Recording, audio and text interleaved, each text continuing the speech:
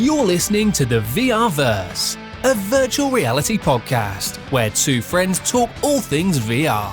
Now, let's join your hosts, the VR Realm and Dr. Oculus.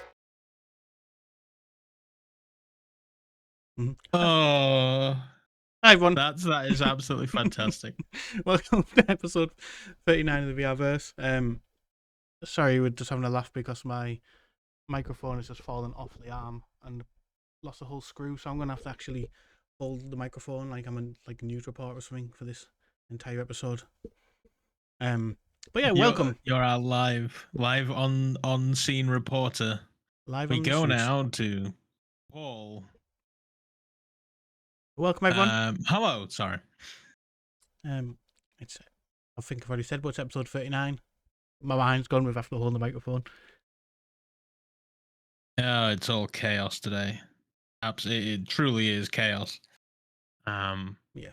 Purely because I'm sat here and I'm like, "Oh, right, I've got a million games to play, and I've just realized I've been redeeming like developer codes on my PC, and I go on there and it says in the corner A for my first name. And I've been redeeming the codes, and I've been going to my quest. I'm like, where's that? I haven't played that game. Where is it? And it turns out on my PC, I've been signed into an account which looks a lot like my normal account, but it isn't my normal account. Yeah.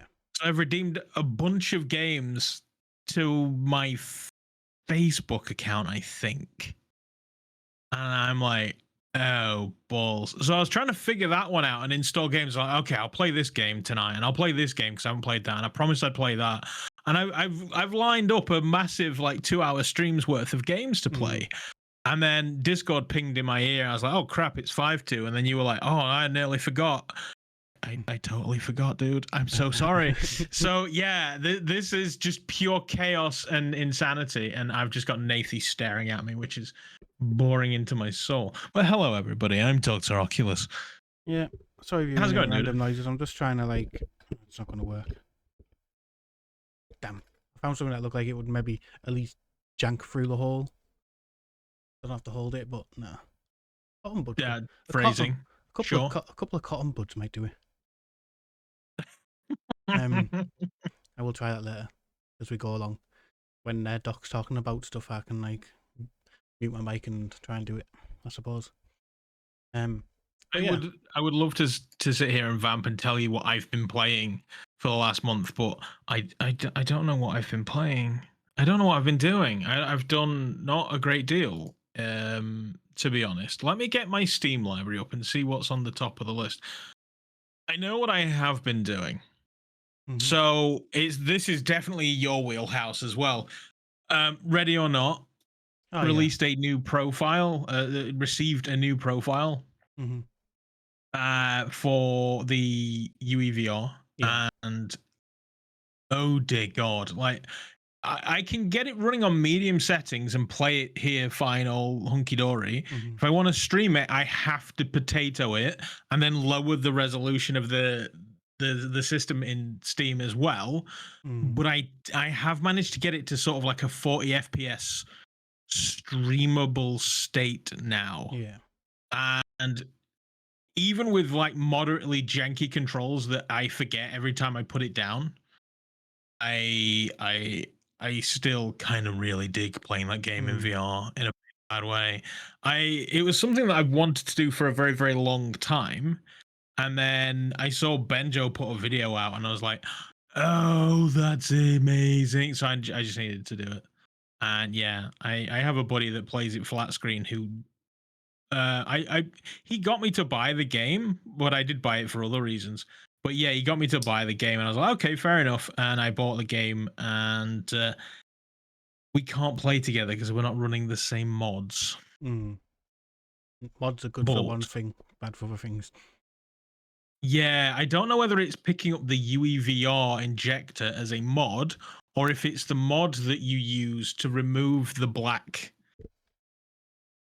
filter. There's like a dark black filter on the flat game. You don't really see it. Yeah. Whereas in the VR game, you've got like a postage stamp of a black vignette around Mm. the middle, and then there's a world around it. Yeah. So I don't know whether it's just that that's screwing us, or if it is the UEVR. So I'm going to have to try and see if I can try it with the black border thing in the middle of the screen, and if that's fine and it plays, then brilliant. If not, I don't know how good his. I think it's a 2070. Yeah.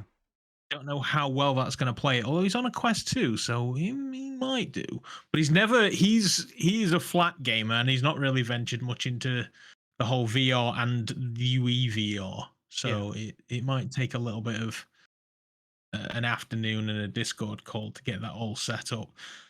So I've spent a good chunk of time in that this month for sure. I have also been playing Car Detailing Simulator, which is it's a little bit of mindless fun, and if you enjoy cleaning your car, as I've been known to do, that is definitely stuff to do.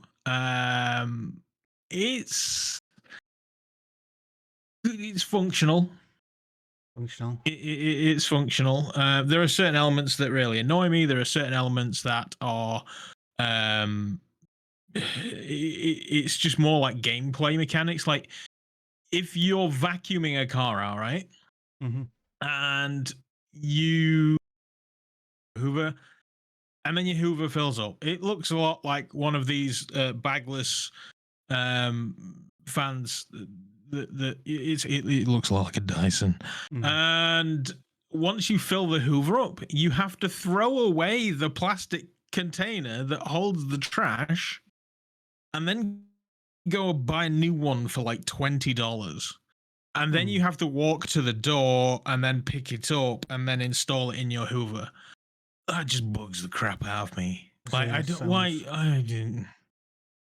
Just buying stuff usually brings me joy. As I have all kinds of useless crap that I buy. I've got this Wonder Fitter bow, which I should have tried by now, but it's still very much in the wrapper.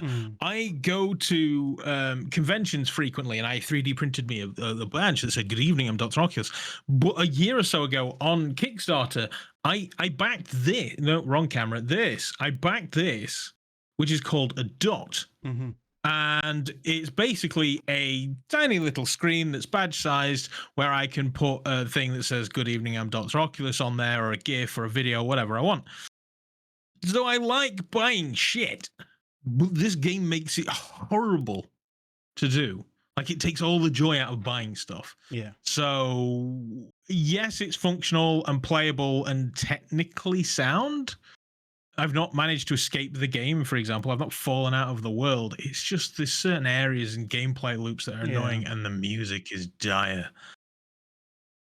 So yeah, I've been playing that. I did also play Workshop Simulator, which I actually had a lot of fun on. I live streamed it. I was testing the Pimax because I've never streamed in the Pimax, and it takes a lot more. Wait, I also got a Pimax. I got a Pimax Crystal. I forgot I hadn't mentioned that. Or maybe I did. I don't know. But I got a Pimax. So yeah, I was testing the Pimax by streaming Workshop Simulator, and I had a great time. And then I turned it on the next day, and they updated it, and the update wiped all of the progress I'd done the day before. Was that when you were cleaning? That was annoying. Was that when you were cleaning stuff up and repairing it and stuff? Exactly, yeah. Like you brush all the old paint off, and you clean a toy car or something, and you put new nails in it, and you paint it and stuff. Yeah, it was a great time. I that is something I genuinely want to do with my day-to-day life. Like I kind of want to try and restore something back to its former glory, or give it a new lease. I painted an ottoman for my wife because it was looking a bit crappy, and we redecorated the bedroom and it didn't fit anymore.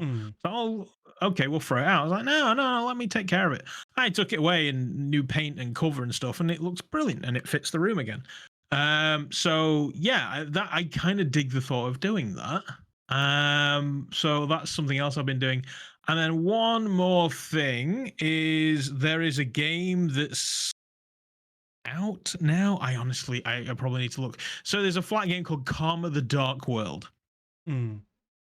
and it's an Unreal 5 game. So I UEVR'd it, and I started the stream, and it broke horribly. But then I came back and, as like with the Ready or Not, I nuked it and potatoed it, and I actually got it working and went back and played that, and that was quite fun and terrifying all at the same time. Mm. So yeah, it wasn't perfect. Like I don't massively know what I'm doing with that game, the UEVR, but it was pretty good enough. Yeah. And then the last thing I think you've been doing, so I'll let you take over and chime in with that. I think I've been doing the last thing. Mm-hmm. Okay. I've played a few things. It's been quite a quiet month. Even like reviewing stuff and that.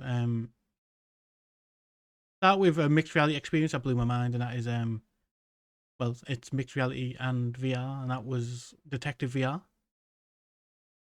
You like go. I did see this. The devs had like an open day in London, and I really wanted to go, but I was going to London 3 times in February already, and I was like, I can't do it again. I can't drive all the way down there for 20 minutes and come back. Yeah. So I sadly didn't attend, but it looks fantastic. Yeah. So you sort of go into a VR scene where, and just to find the evidence of what's happened, and then you will go leave the scene, and you've got the pinboard in your own room, and you inspect all the items in MR. Basically, you've got your own pinboard where you've got to take a plug, take like the red string. red string. You've got to like link everything together. Put like a pedestal in, so you can say, actually, I want to see more about this item. You put it on the pedestal, the photo on the pedestal, and then it spawns the item for you, and then you pick it up, and you can like use the evidence to try and like magnifying glass to try and find like pieces of evidence from it that you can then go, right, I know this is now linked to this person, and that's how it all works. And then you just go back into the scene, brings new characters in and stuff like this. That sounds yeah, I was quite shocked by when I was playing it. I was like, it's actually again another game that's used MR like really, really well. Give me hopes for that actually becoming a fully fledged thing. There's a couple that have done it. No. Yeah, it's Meta have apparently dropped VR, and MR just means everything now. Yeah. Which is interesting. So maybe they truly are just like, all right, well, we're gonna massively push this because this is the way the world is going. Either that, or just moving yourself around while slapping your hands on the floor. But mostly the mixed reality thing, I think. The Shattered was actually one of the games I was going to play tonight when I was streaming, when I forgot the podcast existed. So Shattered is really, really good. Shattered is another one that's unbelievable. Like, so well done. Then I played one which resonates with me because I like a good artistic game, and that's Lovesick. Which never heard of it. Is it a rhythm game or? No, it's like a puzzle escape room type game. It's like okay, now I wish I'd heard of it. Goes into like 90s music, and then you go into a store and you've got to solve the puzzles to open the next room and stuff, and it's just like a music store and stuff. Oh, no, I have heard of it. I remember tweeting about this a little while back, saying it looked fantastic, and I really wanted to play it. I didn't realize it was out yet. God damn it! Really resonated with me because what interested me in it when it was announced was the art style. Like, I'm a big fan of art games that challenging on with the graphic style and stuff, and I was like, but then I got in it, I absolutely loved it. Which is weird because the publisher and the developer don't jump out as people that I immediately know. Rose City Games. Have they done anything else before that I might know? Looks really good. Don't know what done. Don't think they've done VR before. Okay. Floppy Nights and Garden Story. I think they've been free on Epic recently or something like that. So maybe that's it. And then the website also has Headmaster That's on there. Headmaster. I love Headmaster.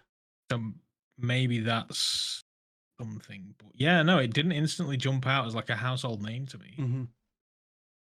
But I do definitely have Garden Story and Floppy Nights. I think I've actually played a chunk of. Mm-hmm. But it looks like you had a great time with this. Like you say, stylistically, it looks. That's a word, right? Yeah.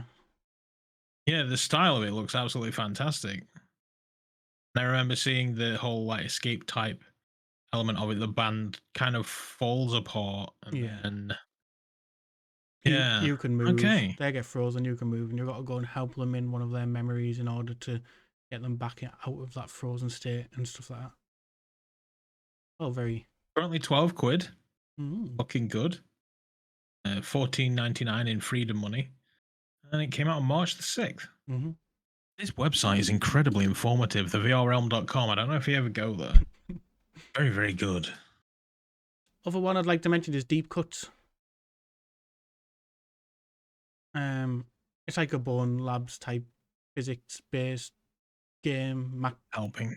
mixed with WarioWare. It was at the Upload Festival at the VR showcase where they just went, "It's out now, by the way." Yeah. It's free, isn't it? No, it's not. No. It's £25. Jesus. Yeah. It's like I enjoy playing it, but you've got to be into games like Boneworks and stuff to like it because it is that sort of physics. It comes with all the jank of all that as well. Like your hand might just get randomly stuck in the environment. You might pick up an item and it's janks all over the place, but what you expect with. I said in the review, it isn't just this game. Boneworks and Bone Lab still do it, and how long have they been out? It's like I've still never got round to playing those games. To be honest, I own something or other that Cold gifted me. What's the first one? Works? That one. Boneworks is the first one, yeah. Yeah, so I own it. I've just never played it. Sorry, Mr. Cold. That's sort of got a story of you need to go and free your producer at this film thing. You go into old films through a portal. But then when you go into the old films, it's like mini games in there. So like WarioWare style mini games. So there's one where you need to, so the Western world, you've got like a standoff. You've got to do like a standoff with people involved in like a bar fight. All stuff to do, like the mini games are all to do with the type of film. There's like 6 levels per film, and there's like a few boss battles in there. It's good, but like I said, if you're not a fan of the physics-based VR games, don't bother with it because you won't like it. I don't think I'm not a fan. I'm not driven to them like the rest of the world is all over the likes of stabby, blade and sorcery and Boneworks, and I'm just like I can see why they're fun. I'm just not creative enough to make anything useful with them, so I just don't. Yeah, it's like you watch people make stuff. Doesn't that thingy make all in Blade and Sorcery? I know that guy his name always goes. He's like now a freelance trailer. Yes. He does it all. Yeah. Like all of his Assassin's Creeds and stuff. Ones were in Helldivers and stuff, wasn't it? That's the kind of thing that you watch and you're like, oh yeah, I can't do this. Like you have crazy ideas like, oh, I might do this video with it's gone already. Blade and Sorcery. Oh yeah, I could do this video. Yeah, it's a great idea. You watch that and you're just like, it's not a good idea. Yeah, it's a terrible idea. This is no good.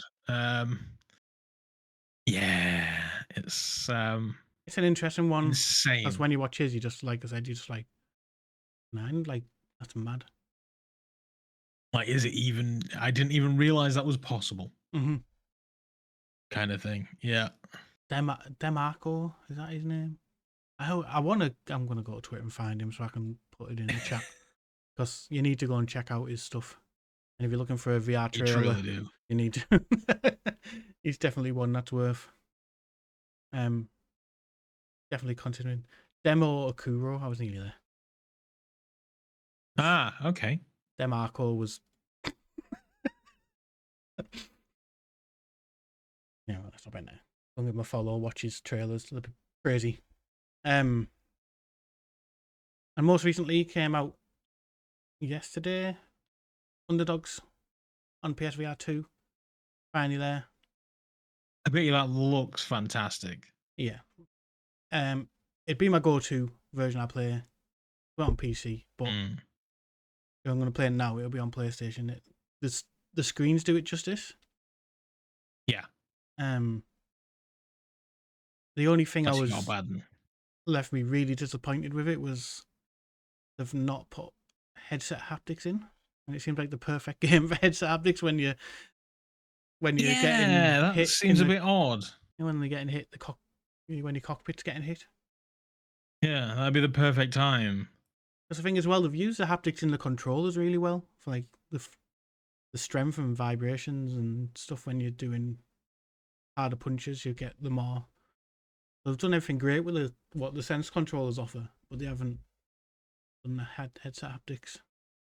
I wonder if either, because surely at this point they've like tried it, like they've done something, and either they felt it was too invasive, yeah, or was there just a problem with the SDK and they couldn't implement it? Like, I'm super curious to know. and what I've heard as what well happened. is Sony are quite supportive when people want to put it in games. Like their QA team are quite supportive, and like if they're having issues to try and get it sorted. Yeah, I was just a bit shocked to see it missed. It seemed like a missed opportunity. Very odd. Seemed like perfect game. Yeah. You never know. Patches are a thing. Maybe it's coming soon in future times. The only other one that's actually worth mentioning is Symphony, which is like again like an orchestra type game. Okay. But you use like a magic wand, so you can play it in mixed reality, and when you hit stuff, it creates like a portal that makes your room sort of transform into set scenes that suit the mood of the songs. Okay. It's more simple with like it's a circle in front of you. This is the one. I was going to say there was one that came out recently. There's just a circle in front of you, and you have to just basically point off in directions. Of the circle. Slice off. Yeah. I don't think. Yeah. I don't think it quite catches the feeling Maestro gives you as a conductor, because Maestro nailed that. But it's an interesting take if you just want a more simple approach to it. Speaking of weird, different VR rhythm games that don't involve lightsabers, have you seen the new trailer for? I don't know whether you pronounce it beatable or beat table. Oh yeah, I've seen the trailer for it with Nasty. Is it? I always say a name wrong. The table. Yes. Yeah. Nacy's in the trailer. That's apparently doing very, very well. Like, it's getting good things said about it. I've not seen many people that have really tried it outside of the likes of Nacy. Yeah, I feel like I spent my entire childhood in school. Yeah, bopping the table. Banging on a desk. So it'll become annoying. I might enjoy it. Or I might, annoy everybody in my entire That's what I mean. house. Yeah, I can imagine it annoy. No. But man, it could annoy my neighbours if they just even me on tables.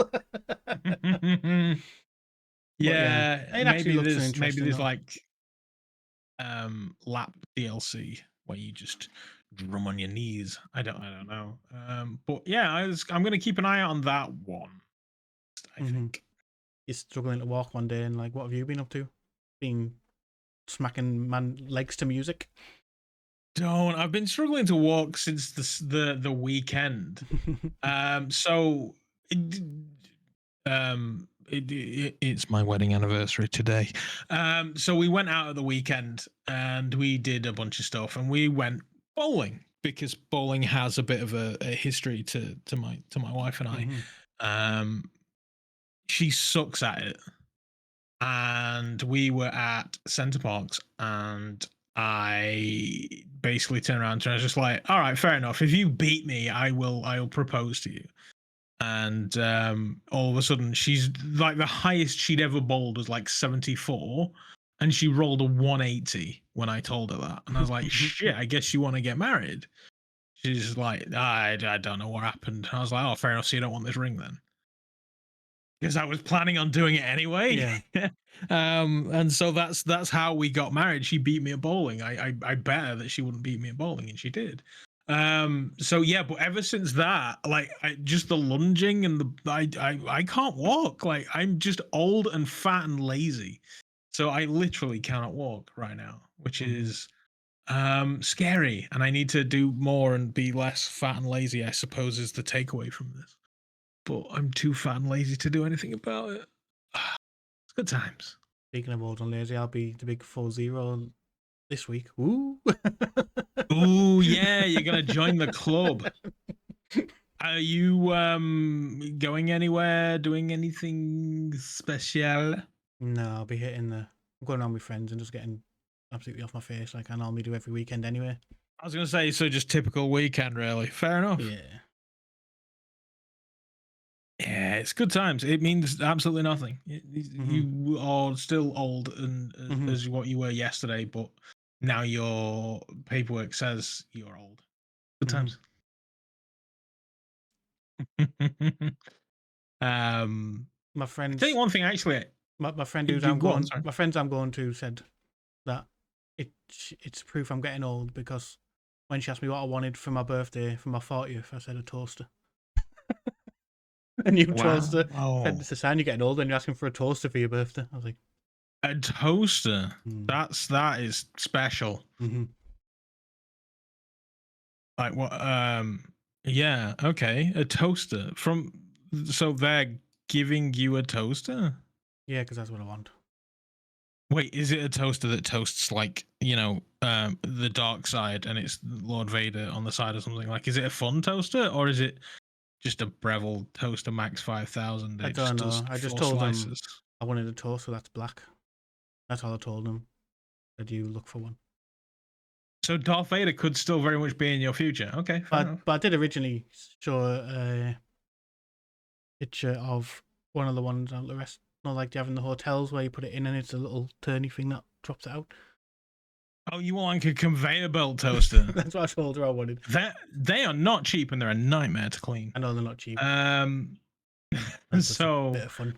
Plus, how much toaster do you actually consume?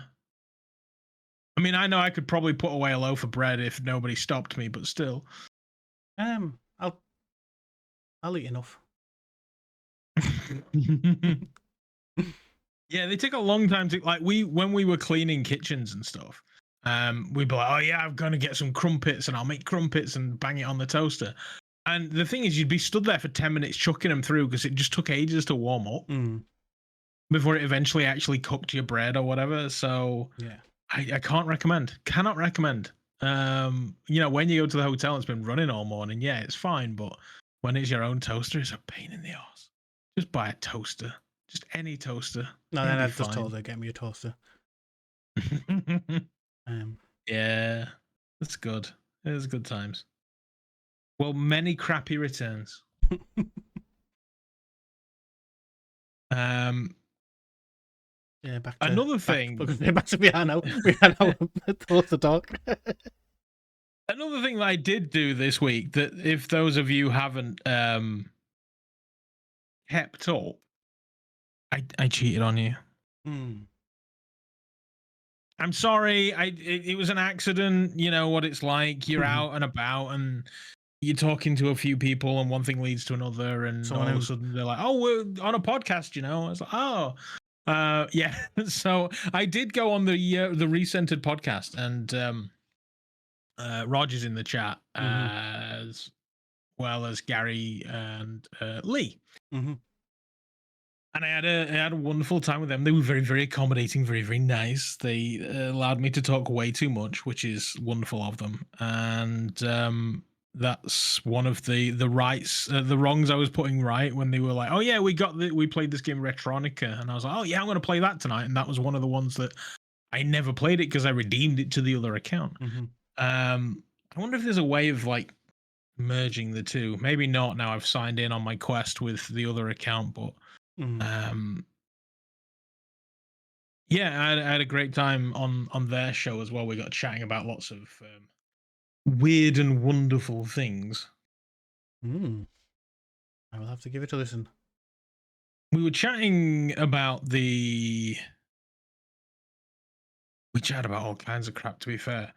We were talking about wishlist for the decade, which it keeps coming up and it keeps coming more credible. Do you have any thoughts, hopes, dreams, wishes, or where are you on the Sadly It's Bradley machine? I've got a. I don't know if I'll get one. I want to see what it's going to do with it, Dan, because I know, like, obviously rumored it's most likely to be a wireless one and all this. I just want to see where it's at, because surely they're going to still let you do DisplayPort to it. Hopefully, they're not just going to depend on the wireless. You would imagine. Yeah. You would imagine so, unless Valve being Valve, they are going to do it wireless. However, well, it's like I was saying last month with Nathy. Valve seem to bring out hardware when there's something new worth showing off. Yeah. So maybe the new thing for this is they've figured out how to get HDMI wirelessly. They've figured out how to get crystal clear wirelessly transmitted, zero latency. Like, they have nailed wireless streaming to a headset to the point that it is undetectable. And in which case, yeah, you don't need the DisplayPort because it's perfect, and all you have to do is just plug in this one USB thing that they give you, and it's completely undetectable. Yeah, that'd be totally dope. I mean, to be fair, if that kind of data transfer is probably not going to be USB, but still, yeah, that's the new super duper thing that they've figured out. I don't know. Honestly, if they'd figured out that, I would probably just buy it. Yeah, to have wireless, like, full no decompression visuals. That'd be like a massive step, and it's something that I'd be like, that's tempting me. Yeah, I've played a lot of things on the Quest, and when I've been really pushing it, I've felt the compression, and so there's sometimes you don't see it on the stream, but when I'm playing, the bottom half of the screen has just turned to complete garbage. Like, it's just gone under muddy water for me, and I don't say anything. I just play on because, who cares? It doesn't affect your time. It's just me. So there are times that I see that, but I didn't realize just how bad it was until I put the crystal on. And I was like, oh, this is what crystal clear graphics look like. That makes sense why they called it the crystal. So yeah, I understand, because even with the PSVR, I didn't get that kind of moment that I did get with the crystal. And so yeah, I get the desire for a cabled interface. I mean, you can cable a Quest, but it's just not the same. It's not good enough. I've not done it in a long time, to be fair, because I have just as many problems with that as I do the wireless. So I was just like, screw it. I'll just use the Steam Link app and that'll be fine. Yeah. Fine with the. I've heard. If I'm gonna like play Quest with PC, I'll just use the cable anyway, because it keeps it charged and keeps it going. Of course, you have the Facebook cable, don't you? Yeah. Yeah, mine broke. I returned it. I remember that. I've heard that it's going to essentially run its own Linux-based operating system, like the Steam Deck. And the Steam Deck's pretty great. I mean, the amount of games now that just run flawlessly on Linux, it's insane. Yeah. I just went to the Ubisoft website the other day and downloaded their Windows installer and just ran it on Linux, and it was fine. Yeah. I was like, oh, okay, yeah, this is going to make VR a lot more accessible. So if they find a way of running PC games, like with the Steam Deck, on that's going to be crazy. Yeah. Because imagine you just take it where you want to go and then have access to your Steam library. There's a few games that I've played on the Steam Deck, and I'm like, oh, this is a medium at best. And of course, you have to remember the Steam Deck. The resolution is 1200 by 800 or something daft like that. It's not amazing resolution, whereas the headset is going to have to be a much higher resolution, which is going to require a lot more to drive it, which is interesting. But you imagine that Half-Life Alyx on low is like their bare minimum, right? So it's going to be a bit of a machine. Yeah. If it even exists. Yeah, if it even exists. We've had it on, it's going to come out this year a number of times, and then it just doesn't. We have, once again, sadly, it's Bradley, or sadly, it's Dadley now. Congratulations. Has been posting screenshots of like a notable Valve employee playing, and their Steam VR looked weird. It had different images and logos and boxes and things on it that made him believe like they are hardcore testing hardware at this point, which is interesting. Don't know how far into production they are. We've seen 3D renderings of it. They've literally put the controllers in to Steam VR software. Yeah. So I do think it exists at least. Yeah. And they're not just... I think it's... like... Now, it wouldn't take long to knock up a little fake controller in Blender. And I still love the idea that there's somebody at Valve that's just like, this Bradley fella is going to just... he's going to cry. Like one day when I just put, hiya Bradley in the coding, and sorry Brad, it's all fake. Like, you know, when he finds that it's just broken, then that was... I still like the idea. I'd hate to, like an April Fool's. I would hate to think that had gone that far. But then again, at the same time, I feel like Bradley'd feel like Superman. Yeah. But, oh my God, Valve played the biggest trick on me. That is hilarious. And he wouldn't mind. But we do need something from Valve. I think the problem is, like, Bradley would find it funny, but there'd be some on Twitter that then start sending death threats to Valve and stuff. Like the way it goes these days. Possibly. I mean, that said, you know, Half-Life 3. Yeah. Like, Valve cannot be swayed, moved, or hornswoggled into anything. Literally, they're just like, yeah, no, it's fine. What do you mean we promised you a 3-part series delivered to, and then just went, nah, great. Like, Valve, you can't make... And the thing is, when you run Steam... Like, everything Valve does is just bought and paid for 1 million times over with just Steam alone. Yeah. Their anti-piracy software, that's all Steam was, is just become a massive worldwide marketplace that will make them so much money they don't know how to function. So, they don't need to do anything. They just want to do it, and they do it. I'm pretty sure hopefully somebody wants to. I'm pretty sure when they announced the original index, it was saying the original index is still only one index. It was saying that they were going to bring 2 or 3 of their IPs to VR, and starting with Half-Life, and they just never have. They kind of a little bit did a tiny whiff of Portal. Yeah. Does that count? Well, again, like you said, they could drop it in about 10 years. Oh yeah, we've done this one now. This is one of the games we said they wouldn't be lying even if they did it 10 years down the line. They still brought one of their IPs to VR.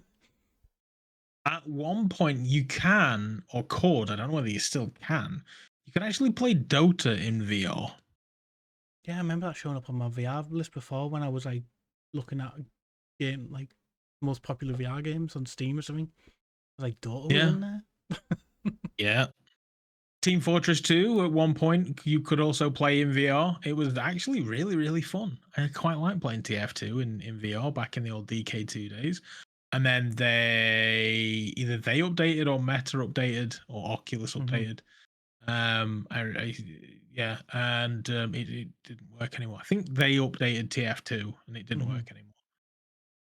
So I it think wasn't the one deal. of these. Wasn't one of these weird ones where you just put like squiggly line VR in the launch options and it goes, yeah, we're a VR game.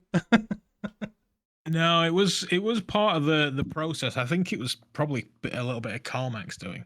But it was back in the days when the deal between Oculus and Valve was still happening, and then Valve was just like, "Nah, fuck you. We don't want to do anything with Oculus," and so that was it. It vanished. Was it which game that did that? Which I really liked. It was a Wired Productions game as well, and you just put like VR in the wiggly line VR in the launch options, and it was like, yep, I'll be VR now. Oh, I don't. Town of Light, something like that, like a Okay, puzzle yeah, game. yeah. That was. Yeah, I think you just put squiggly. That's why it never worked. Yeah. I bought it and tried it, and it didn't work. And I was like, I guess it's another one of them games that doesn't work anymore. And it was just because I didn't do the startup options. Yeah. Huh. Well, I wonder if it still works. There was Grid. I think it was Grid Auto Sport. That was another one you literally just went into the options and just went VR, just changed like a 0 to a 1. Yeah. VR. But it doesn't work on modern headsets. It only works on a DK2. Hate that. They released a Grid VR game after that, didn't they? They have more recently released a Grid VR game, yes, and the really, really old one in the DK2 looks better. Although apparently the mechanics of the Grid VR game are actually pretty solid, which makes sense, but why did it have to look like a potato? I think what we're news up, bro, I believe it was yesterday, about Wanderer being delayed for a further week. Fragments of Fear. Just a week. Just a week at least. Or yes. I think PlayStation fans, PlayStation VR users will be like rejoicing now because we've had Underdogs yesterday, Hitman on the 27th. and that's Thursday. And that's when Wanderer was due to be out. I wonder if that's how I wonder if they just delayed it for that. Yeah, just to buy an extra week, just to get a little bit of distance from Baldy. Yeah, maybe. Yeah, I'd be tempted. I would be tempted.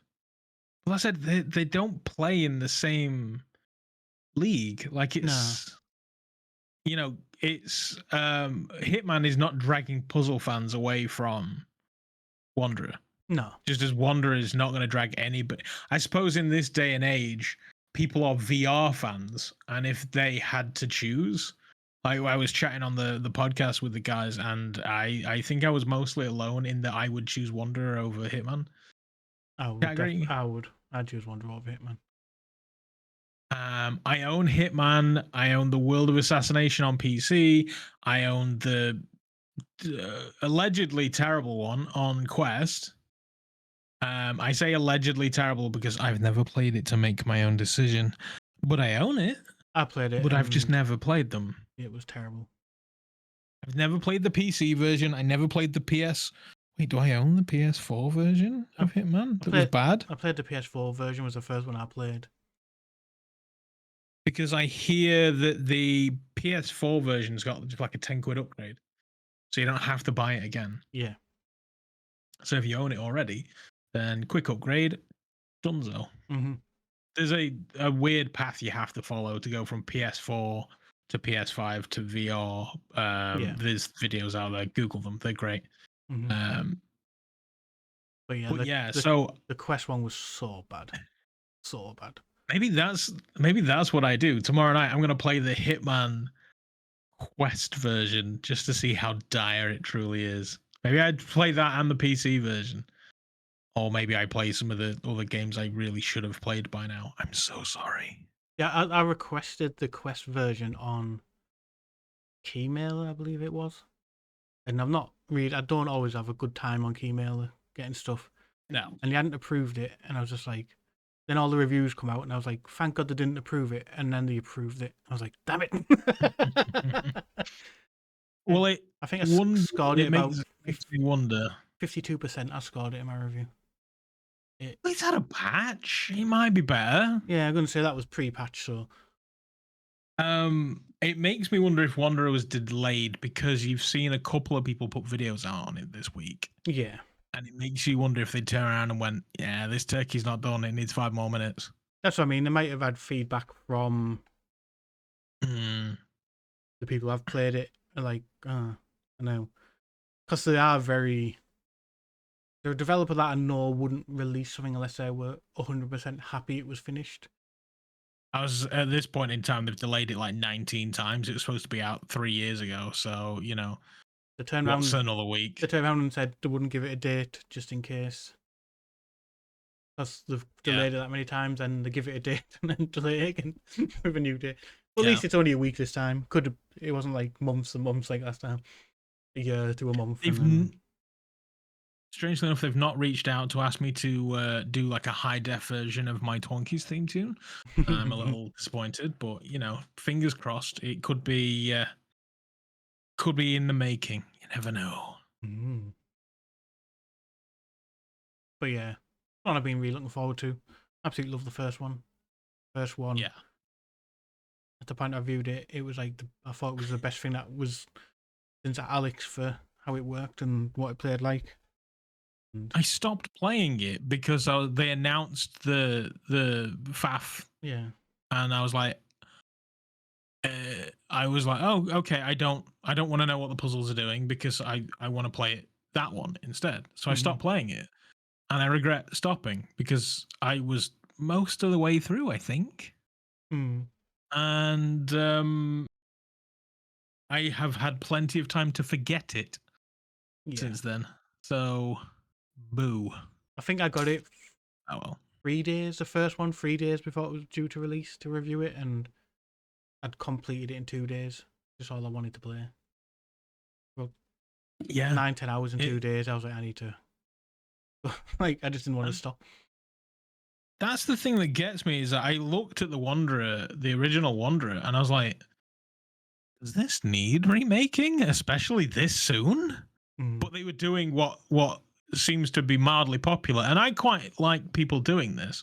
Vertigo, and Vertigo.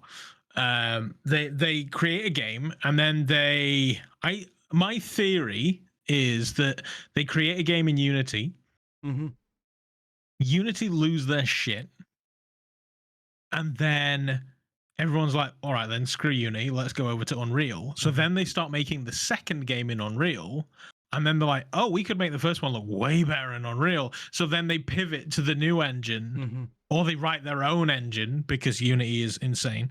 And then so with the new engine, they're like, oh, we can make the first one look better. So then they go back and, spit shine the first one. Yeah. Which I'm like, okay, yeah, that's fine. I actually think the Arizona Sunshine remake is more impressive than Arizona Sunshine 2. Yeah. Arizona Sunshine 2 didn't feel like a modern game to me, whereas remake does, which is weird. So I'm all for it. I'm all for that kind of thing happening. And some of the side by side they've been showing us for the last 2 years. Yeah. Look insane. Yeah, with a difference between, like, even just the reflections in the mirror and stuff look mad. Yeah. And what they're doing on the Quest is witchcraft. Yeah. I don't want the inferior Quest version, but I am a little curious. At the same time, when I first saw it, it was way back in the hype days, and I was like, oh, I want this on PSVR 2. I don't know if I want it on PSVR 2 anymore, but I want it. Yeah. And I wouldn't mind seeing it on a Quest just to see it. Yeah. definitely. Like I said, yeah, when they showed the Quest trailer and they said this is Quest, I was like, that can't be Quest. Like, Yeah.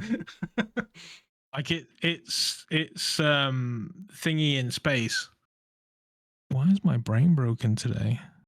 Red Matter. Yeah, that one. It's like that kind of level of Mhm. of witchcraft messery fuckery.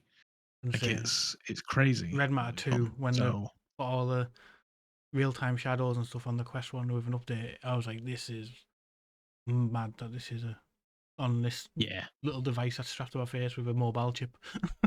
It's crazy.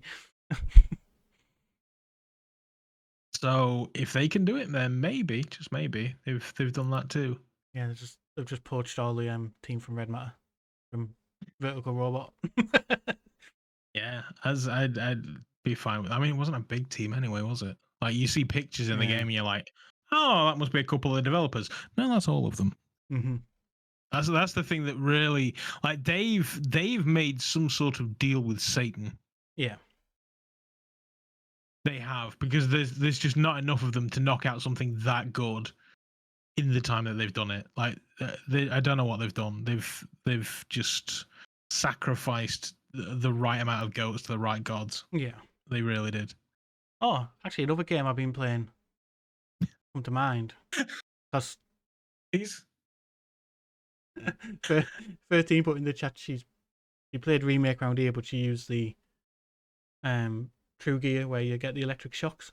Been playing Electrician Simulator and had a lot of electric shocks because I keep forgetting to go and turn the fuse box off. I was like, how did sacrificing goats remind him of a new game? That makes a lot more sense. Yeah. I'm going to I say I've not been sacrificing any guts. I did buy that on Monday, I want to say. So I haven't tested it yet.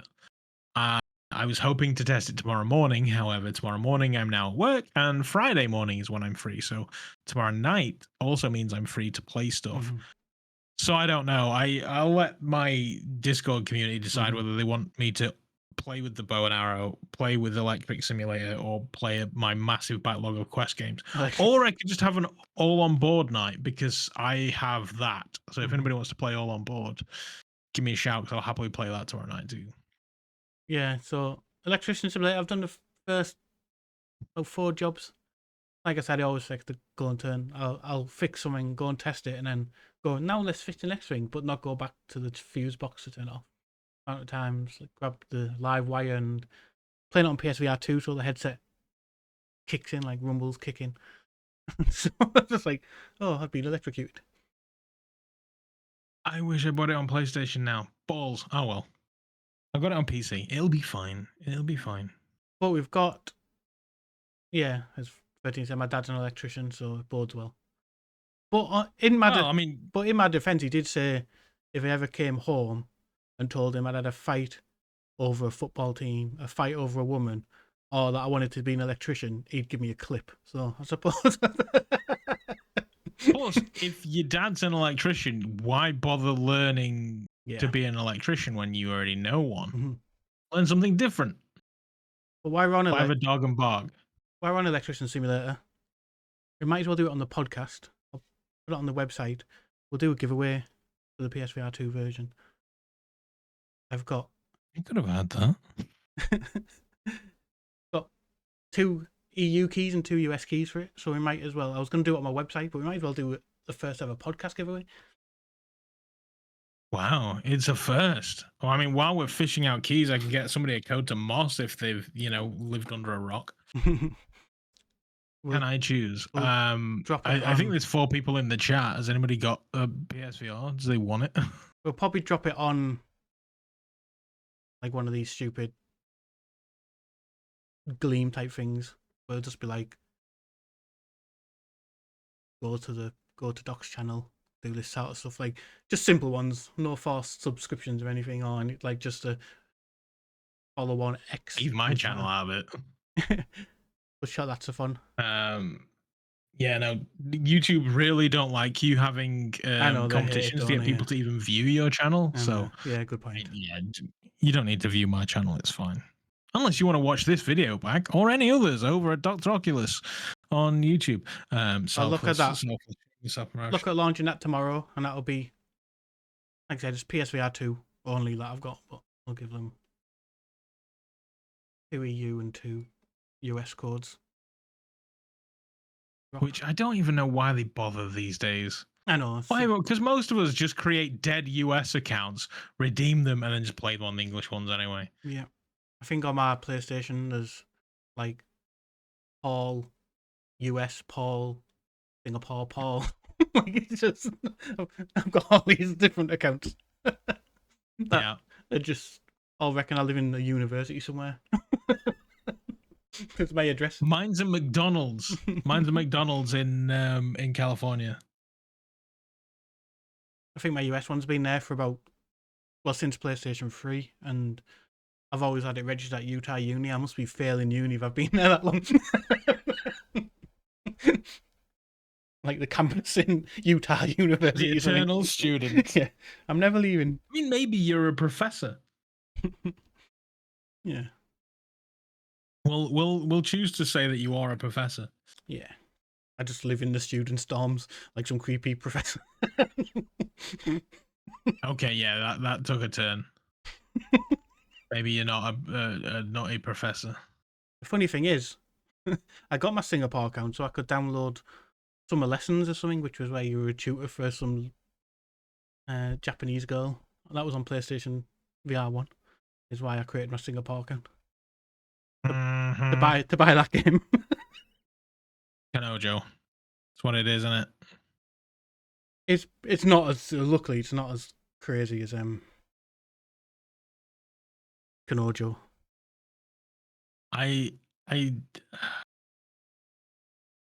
So in another Discord I saw recently that there's basically a list of achievements and the people that have achieved said achievements, and they are ranked. And I saw on this list the person that's at number 1, and I'm number 73, or at least I was. Mm-hmm. People get achievements all the time, and I was like, oh shit, I want to get more achievements. I want to just play games and get achievements.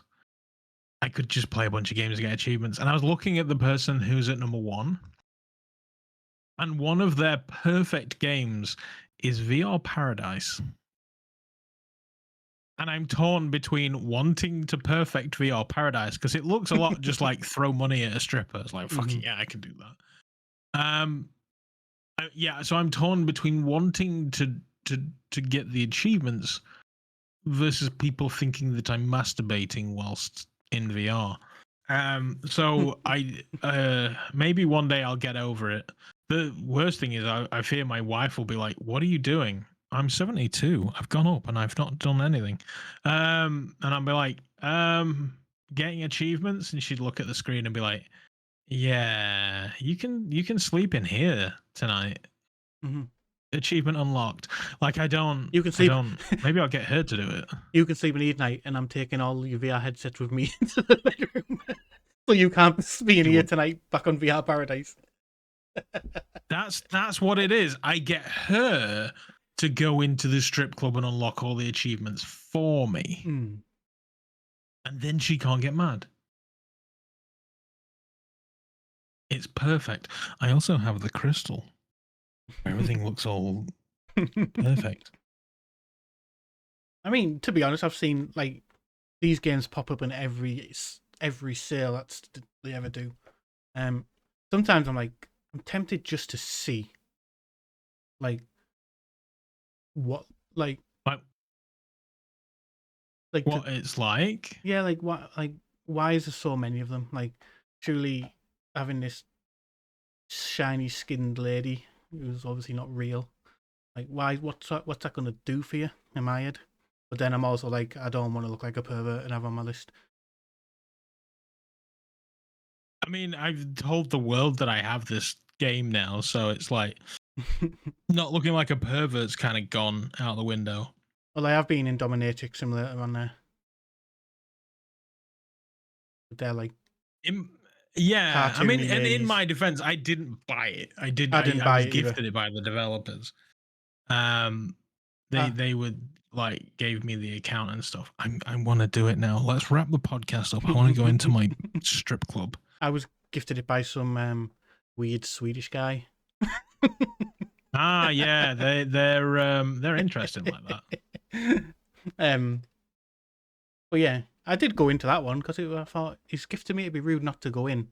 And when it like loads up on the first screen and says we recommend you to play this game naked, I was like, What? I am not doing that. I can't find you on this list. You're not in the top 100. No, That's it all I won't can be. tell you. I guess most of yours are in PlayStation World. I don't know how many pages there are to this list. Or if you have to even go onto the website to register for it, maybe? Maybe. Don't know. But yeah. So there are 18,000 results of 183 pages. So you may potentially be in there. Somewhere. I'm not going through Yeah. all 183 pages to find you. And they're not logical. Mm-hmm. Like it's not like, oh, you have 50 achievements, so you're at this point. Mm-hmm. It's like, oh yeah, this achievement's worth X amount of points. So you now have a rank based on your point value. Yeah. So yeah. Don't know. That's the only reason I've been in one. But then again, like I said, that was like cartoony anime characters type thing. I'll stream it to Discord so it's less perverse. Yeah. How's that? What's your Steam name? The VRL, I believe. I can't find you. Maybe you have to sign up on the. Yeah, it is because I give T a name that I thought it was when he was trying to add me on Steam. And he was like, it's not even that, you idiot, it's the VRL. I was like, oh, okay.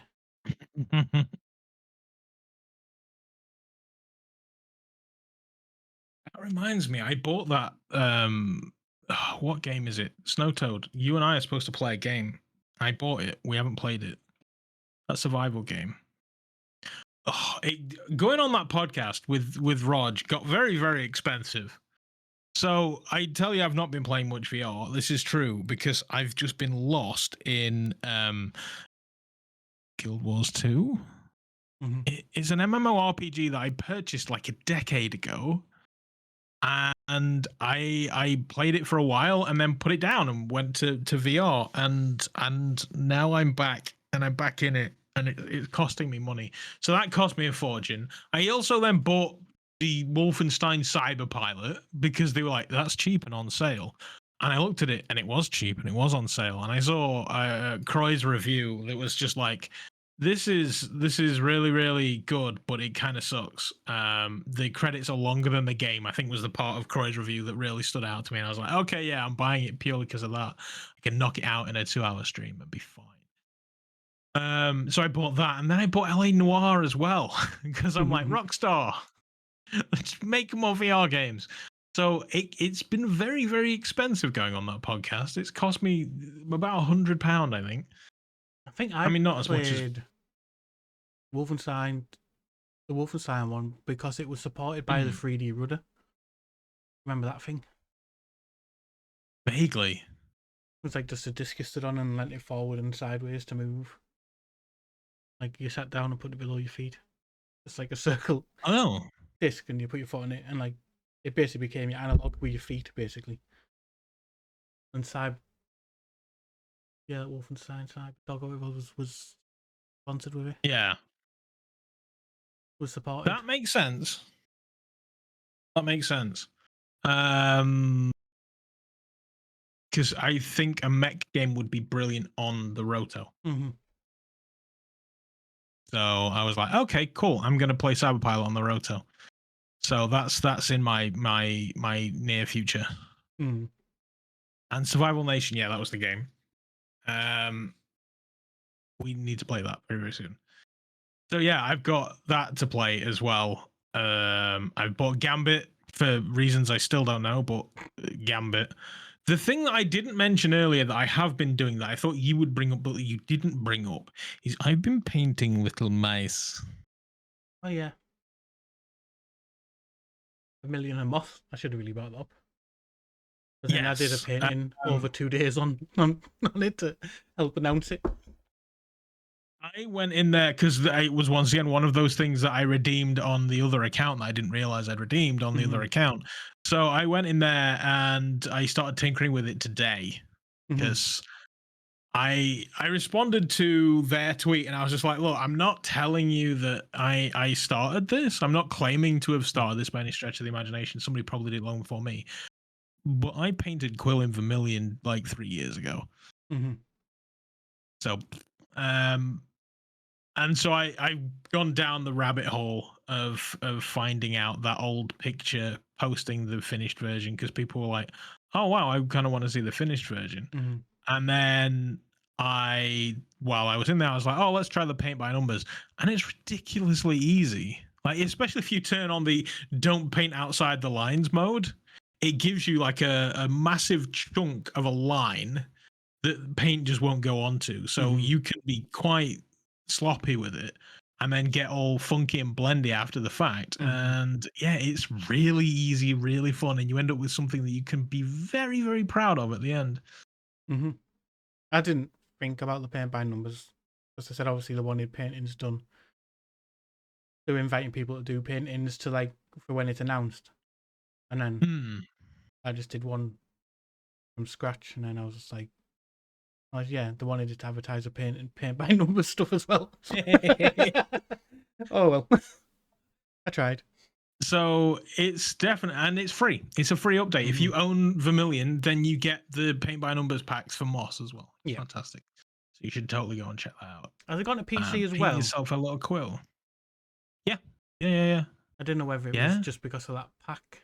I don't know whether the paint by numbers was to. I haven't update for Vermilion queued. Maybe Vermilion X Moss. We've teamed up with Polyarch. Yeah, no, it's that's on Steam. There, yeah. So in my head, I was like, it is. In my head, I was like, did they just put it on Quest because of that's where you download the bundle? Well, that's a big bundle of being advertising, the Quest one, but no, you can also buy said bundle on Steam as well. Very nice. The Mouse and Masterpiece 2-pack. Add to cart. Your cart is empty because you own these games already. Balls. But it's a thing. Go check it out if you don't already own those games. And once again, I have a code for Moss on Quest. So if you are that devoid of time and money or whatever, like you need to play Moss. They're also got a contest running until April 7th. If you share a screenshot or a video on X, Blue Sky, Instagram with hashtag ColorQuill and the tag Vermilion and Polyarch Games, you could potentially win Logitech Ink. The games, the Logitech VR pen, and VR pen, also you won't see it because of the stupid filter, but there's a picture behind me. Oh, there's that in there as well, the poster. Yeah, it looks like they're including that as well. So sorry, I've just ruined the video podcast for everybody, and you can't even see it. Yeah, you'd have to go up, wouldn't you? No, I think I broke the webcam. Oh, danger! Big green triangle. Hey, there we go. Oh no, he broke everything. Wait. I'll fix this. You vamp. Yeah, I'll distract them this time. By the way, if you missed the beginning, I did have. If you at the beginning, I have actually jimmied my microphone, so I'm not holding it with an earbud. It worked. But yeah, Vermilion and Moss, I like it when two people get together, two companies like that make fantastic games, especially in the VR space, get together, do these sort of bundles. There just might be some people who like Vermilion, didn't really know about Moss, vice versa. I think it's a good collaboration, especially when you get creative as well. Made me go back in Vermilion after a long, long time. How much I liked it. I might do another picture for this competition. I think I'm going to.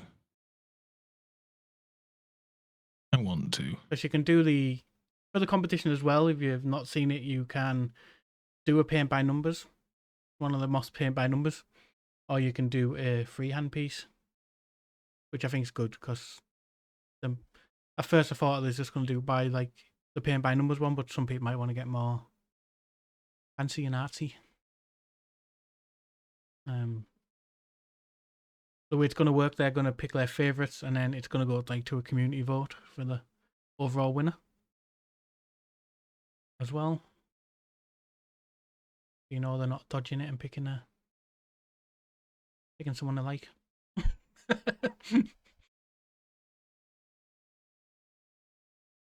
You're back, but your mic's not there. Have you muted your mic? Maybe. Yeah. But yeah, I think it's a good as well. I've entered it because I quite fancied one of those pens when they were announced. I thought it might get me back into art games, even if it's not Vermilion, like Will. Surprisingly, on Meta, there's an art program, a free one, which I used to mess about in every now and then. Was it Quill? I have Moonsharter. This was designed by Ball and Cold. They played. It must have been. Was it what? I don't know. There was a sculpting game. It might actually be Sculpt VR.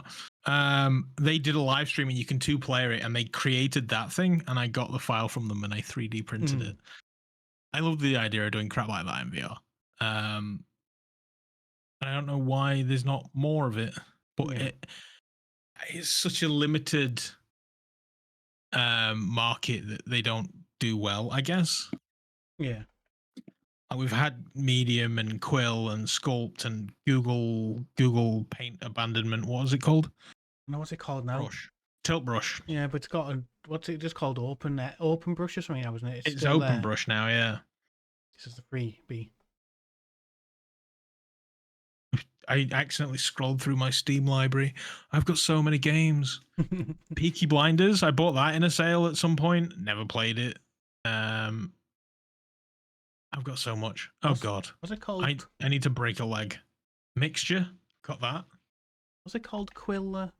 I'm sure it. I'm it was Quill. Now. That was Quill and Oculus Medium Rift. and yeah. Rusty's Day Off. Is that a VR game? Everybody I know has got it. Probably is. Good times. Yeah, I should really go through my library and play the ones I haven't. Got quite a few. I need to do a Croy and just be like, okay, here's my library. I'm gonna play 300 games in 300 days, whatever, and just go ham. I would have done this by now if that website didn't screw me. For whatever reason, many websites don't like my Steam library. I don't know why. If I had the wheel, I would have absolutely just kept doing those wheel streams. They were insane. They were broken and weird, but insane. And I loved doing them. And I wish I could get that website to work. But they don't work anymore now? No, and the thing is, it's not my device. I've tried it on many devices. I've had people in different countries try it on their devices. It doesn't work. The website works fine for every fucker else, just not me. You're just not allowed. I don't know why. So, well. Speaking of Steam and PCVR, PCVR's been popping off on social medias and things at the moment because there was an announcement by Bigscreen. Yeah, I was gonna say because the Decade, we may not need it. We may not need it, and we may not need it to be PC related. Because Bigscreen have announced Beyond 2, which I didn't realize they'd officially released the Beyond 1, but there you go. But they've announced the sequel, Bigscreen Beyond 2. I've always fancied that headset. I've always said that is basically the rightful successor to the Index. Yeah. That's what it is. That's who it's for. It's the Index was $1,000 and this is £1,099 without controllers or audio. But at the end of the day, inflation is a thing. Meta have essentially ruined the world's view on how much a headset should cost. Yeah, they have. by massively subsidizing these Quest headsets, they've skewed what a headset actually should cost.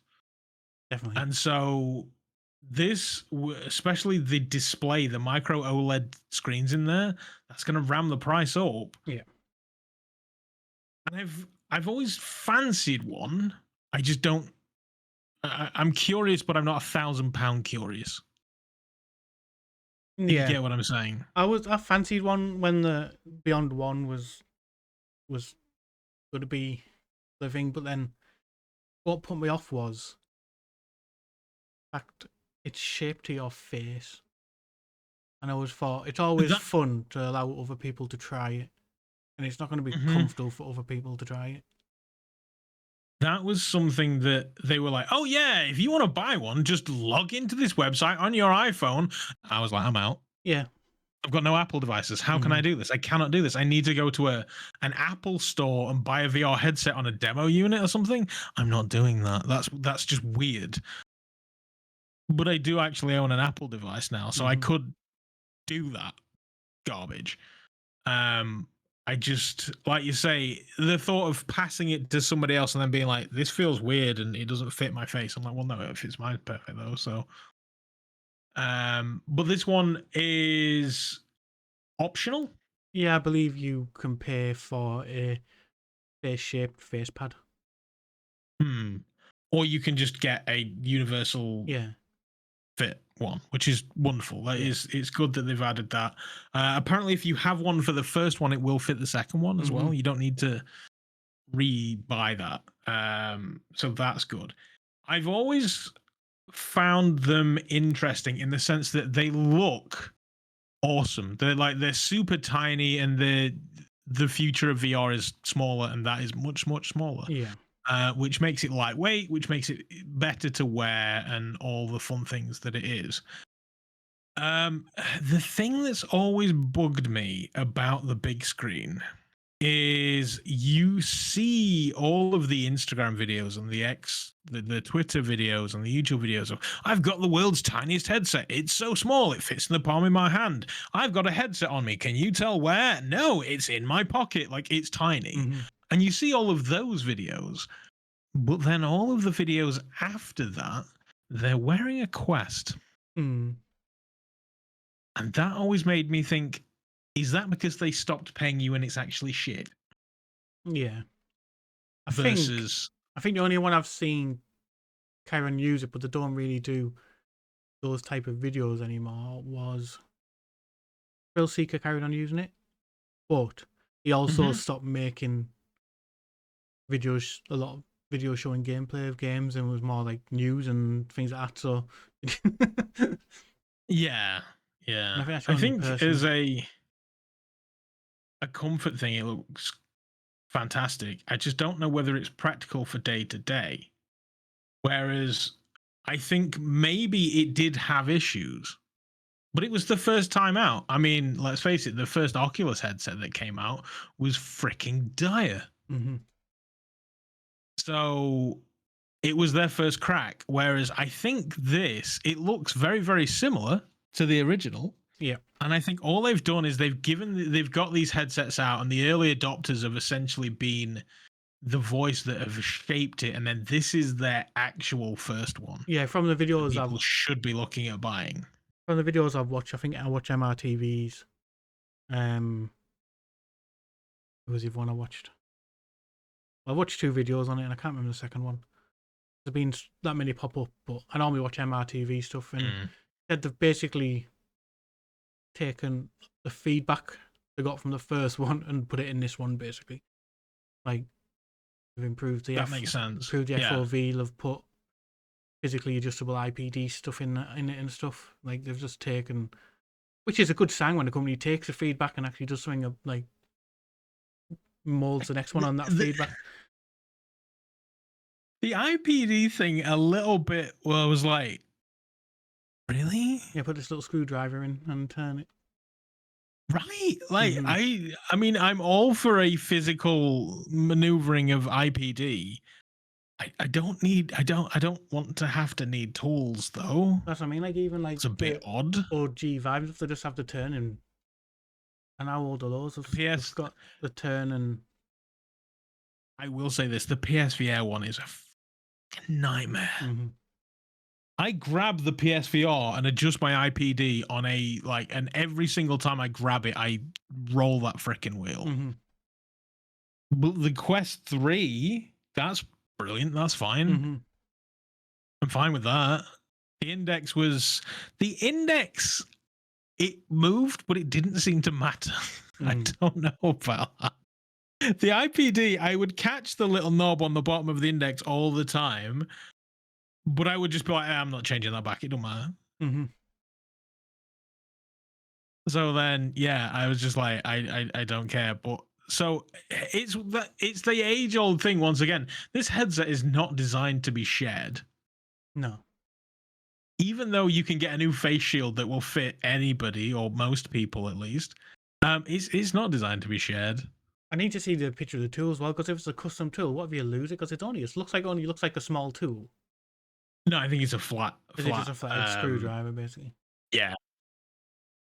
For an extra 150 quid, you can get eye tracking with it, but I don't think it'll adjust the IPD. No. It might be like the Vive Pro one, where it'll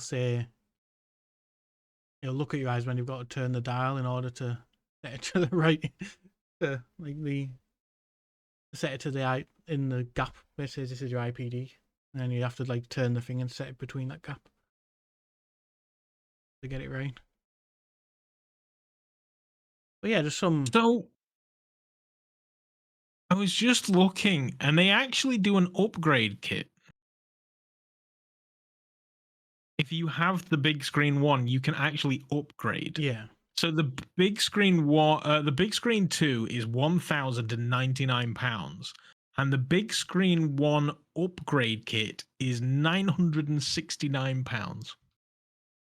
Was it giving you like? You might as Might well just buy the other one and keep it whole. Yeah. So apparently, customers that already own the big screen 1, the big screen 2 upgrade lets you use your existing strap, face cushion, link box, fiber optic cable, and this gives you the Beyond 2 and an IPD adjustment tool. Mm-hmm. So I think I would, at that point in time, I'm just like, do you know what? I may as well just spend the extra 150 quid. Yeah. And just buy the second one, and then either sell the big screen one, because there's some schmuck out there, or buy it. Ask me, I want to buy it.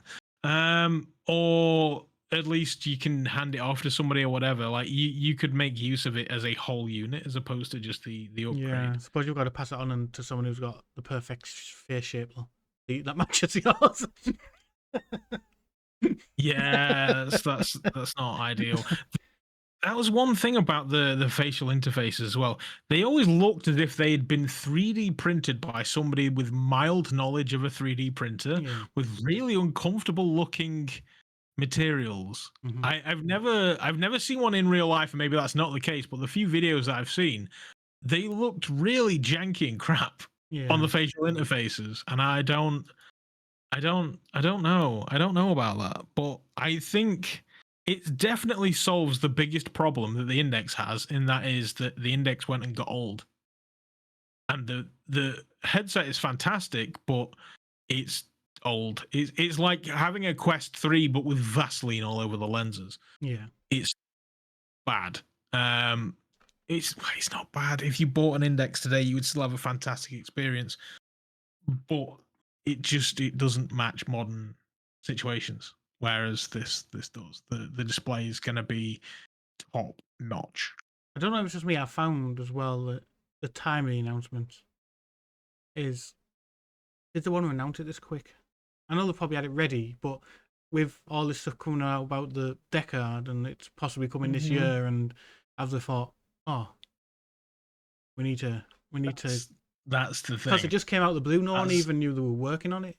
Like outside the people that had obviously been sent them to make videos on, and then they suddenly, because when the tweet came out to announce it, I thought I'll go and see how much your pre-order is, and then I was like, just buy now. Like you can like, it's estimated to be delivered in June. Yeah, but that's because obviously just how many orders they got. Like you're now June time when you're estimated to get it. So orders now ship in June. It's fully refundable deposits, Mm-hmm. and it's free shipping. So it's kind of tempting. It really is, and I want to get my hands in one. But then again, I also don't know if my PC's gonna. It's the thing that always bugged me about the Pimax is, But can I run it? Says on this the a recommended GPU is a 2070 or newer. That's the minimum. That's the That's minimum. the Sorry, minimum yeah. requirements. That's Is a 2070. Yeah, and then upwards basically.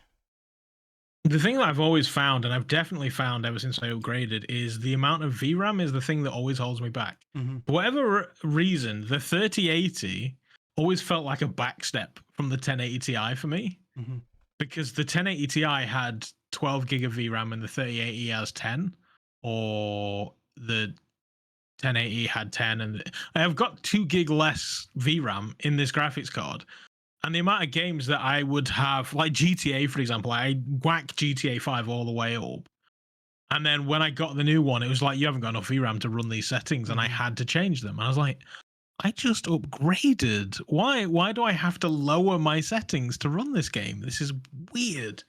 That's one of the reasons I never. 2070 is one thing. One of the reasons I never tried to get a 30 series. I mean, it'd probably be better now with a 40 and 50, but the VRAM on the 2080 Ti, I was like, I don't want to lose that. And like, yeah, it was like, you can basically match it on a 30 series, like with a 3090, I think it was. I was just like, I don't want to lose that. There's no way that the 2080 Ti has got that much VRAM. No? How much does it have? Oh no, maybe the 3090 was the only one. The 3090's got ridiculous. That's like 24 gig of VRAM. Was the only one higher than it, I think. That's the only one that beat it. Yeah, that makes sense. It's just got 11 on here. Your graphics card's got 11 gig of VRAM. Yeah. Jesus, like that's what I'm saying. Like the 3080 always felt like a step back.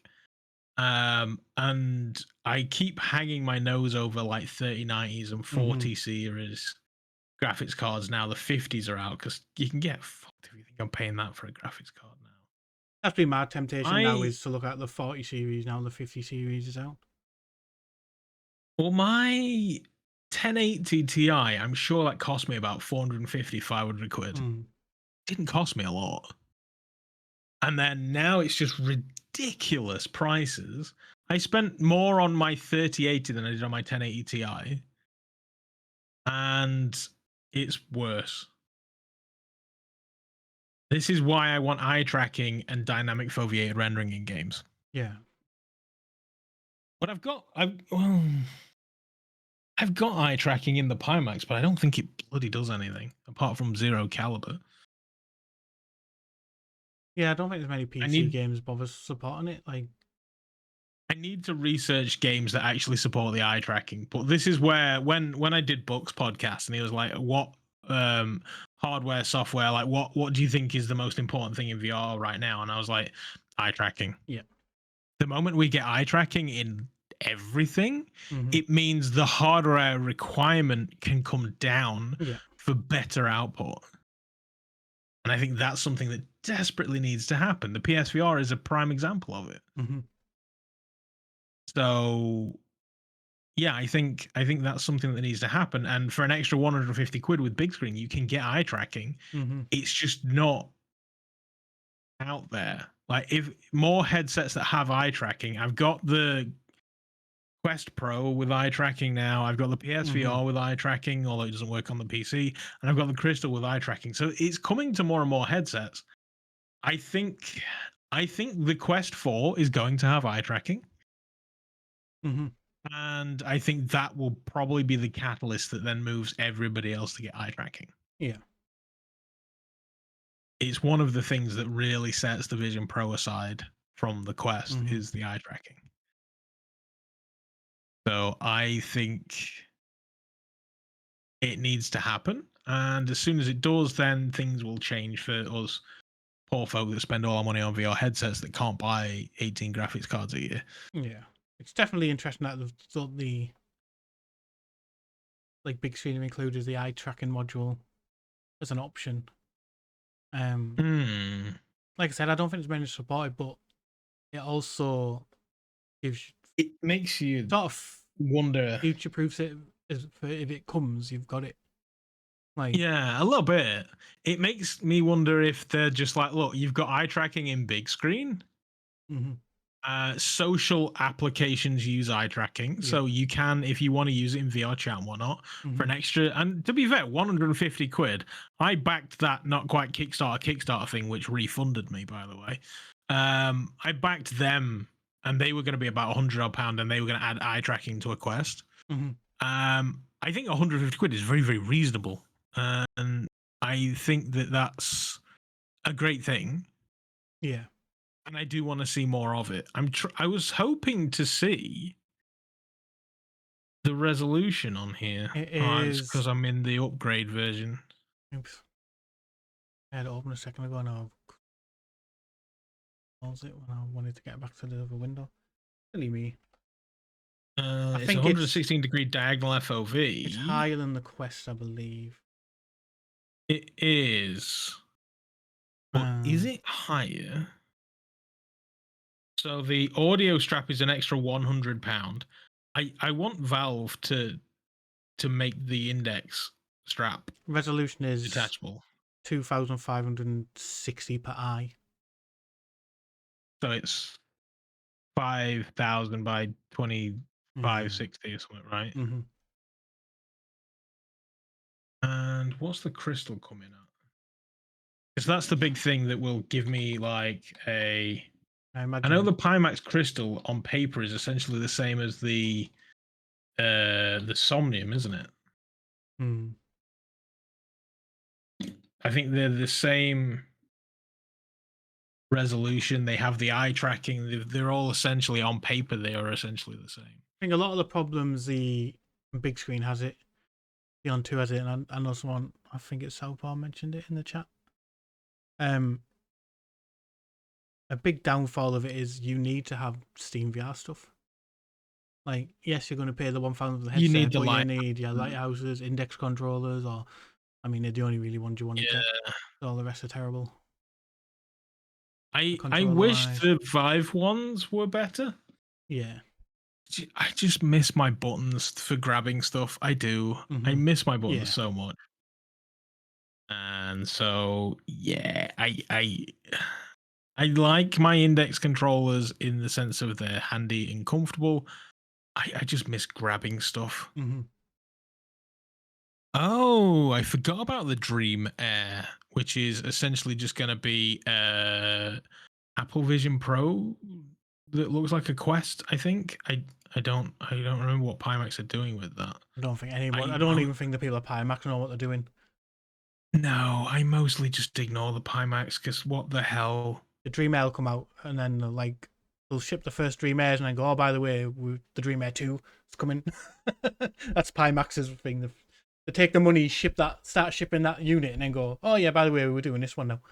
And you're just like, Okay, so the Pimax is 2880 by 2880. yeah, so it's a bit So higher than that. 2560 by 2560, whatever it is. It's actually a lower resolution, which means if my crappy GPU can power this freaking Pimax, I'm golden for a big screen. Mm-hmm.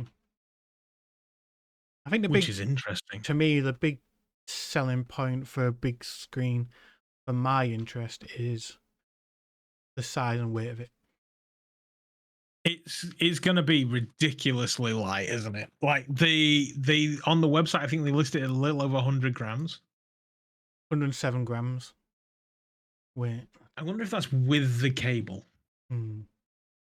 Because I was sat here in the Quest earlier, and the moment I plugged the cable in, all of a sudden it just pulled my head down. Hmm. And I'm wondering if, well, I mean, the cable can give you the impression of weight that it's not there, but it adds weight. That's headset only. Right. 107 grams. Well, that said, it's also a fiber optic cable. Mm-hmm. So it will be lighter than what I'm used to.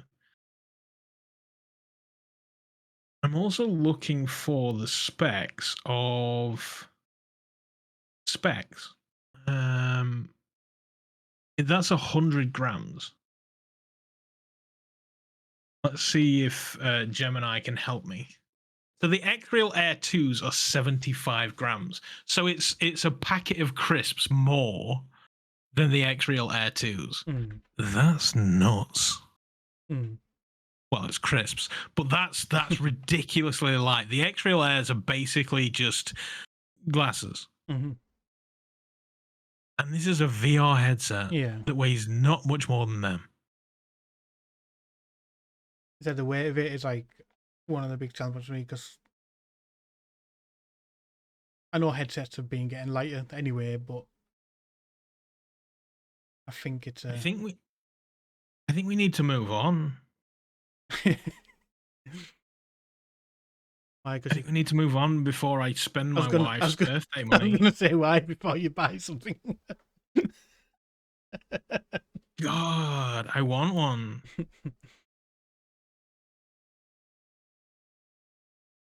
I'll try and see if I can wangle my way into at least plonking my face in one.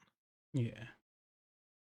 Could be a terrible idea. I'm gonna say that's about once you put your face in one, you might not want to take your face out of one as well. But once I've scratched that itch, Yeah, it might scratch the shit. You can't talk.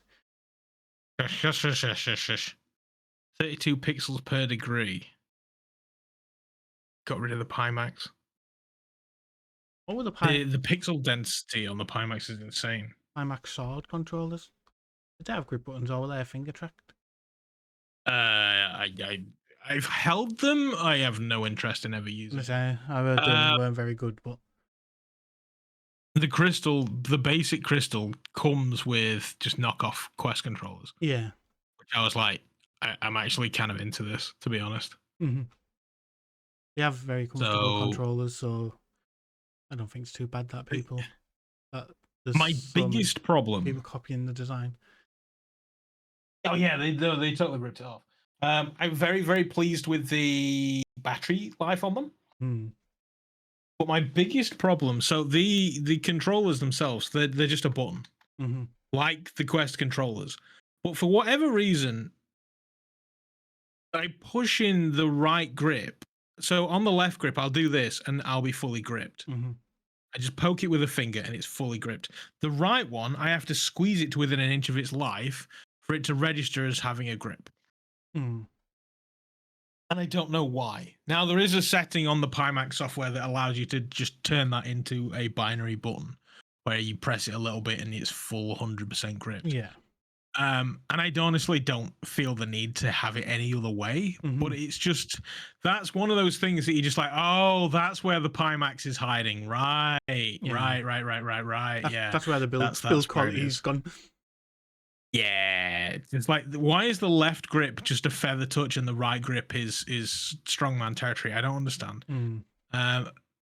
So the Pimax crystal is 35 ppd as well. So, oh no, the Bigscreen is 32 ppd. So the Pimax blew me away. It really did. I launched Alex and I was like, this is the best I've ever seen Half-Life Alex look. It's insane. And I was shocked at how well it ran as well. So the pixels per degree is actually very, very important. It really, truly is. I can remember thinking it with my Pimax 5K, when I first put that on, like, the picture like clarity and stuff, I was like, that's unbelievable. Obviously, technology's advanced since then. But for back then, I was like, this looks fantastic. I just didn't dare use it in case it fell apart. I'm actually starting to wonder if that's actually the stats of the 1 or the 2. Might actually be the 1. What are you looking at for the Bigscreen website? It's got the 2's got 116 diagonal FOV.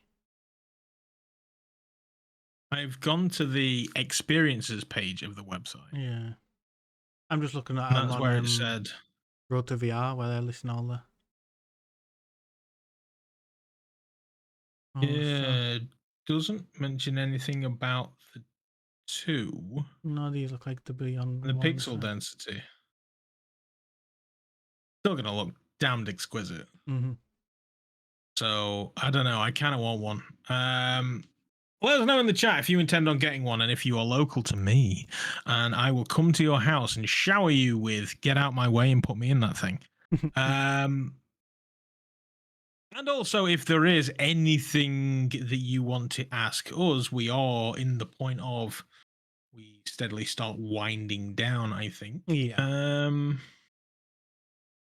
If there's anything that you want to ask us, go ahead and pop those in the chat.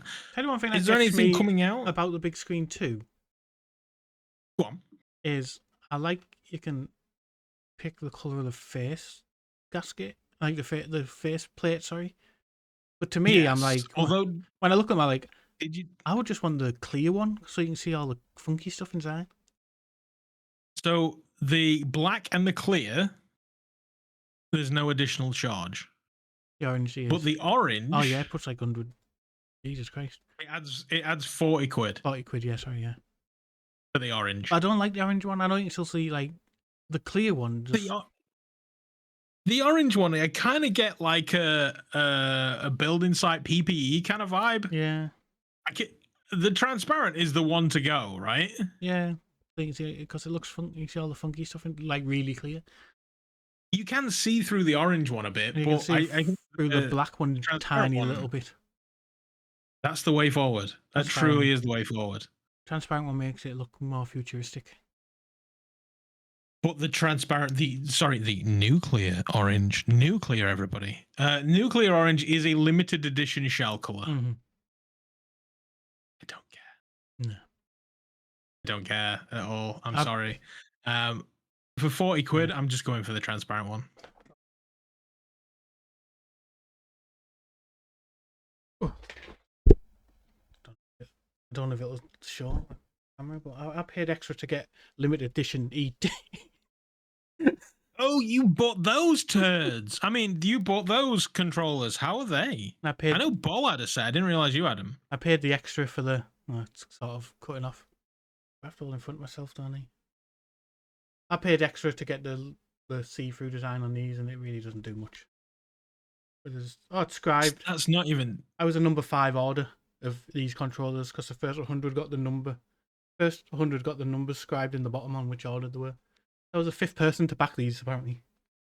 Oh, well done you. I had an Oculus at the time, and I was like, oh, so how do they work with the Oculus? And they were like, it doesn't. But can you give us a shout out? I was like, no, I can't test the product. It's like, we're getting it working with Oculus. Okay, well, when you do, let me know. And they've never been in touch since. Yeah, I don't think they've ever made it work with Oculus either, so... No, well, the thing is, the Oculus Rift is a dodo. Mm-hmm. So there's no point in getting them working with an Oculus. And at this point in time, you could get them, like, because obviously they don't connect to your Index or your name a Valve headset. Shit. A Vive. You don't connect them to your Vive, you connect them to a dongle. Yeah. So at this point in time, if you're basically doing Steam VR with a Quest, yeah, you could very well probably just use those instead of what Quest controllers instead. But why would you? That's a good point. I don't know where the dongle is. I thought it was plugged into my many USB ports, that adapter thing that's never plugged in unless I'm using my trackers, but it wasn't. But yeah, they're interesting.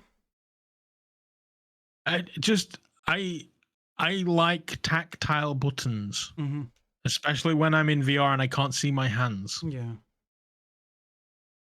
I don't need to be thinking, wait, how did I walk forward when I'm being shot at in Contractors? Well, what was interesting with them when, like, I mainly tried them with Alex when I tried them, and it's like, you've got to take your 2 fingers off and press a point on the front to use your, like, syringe and stuff like that, and it just gets a bit, like...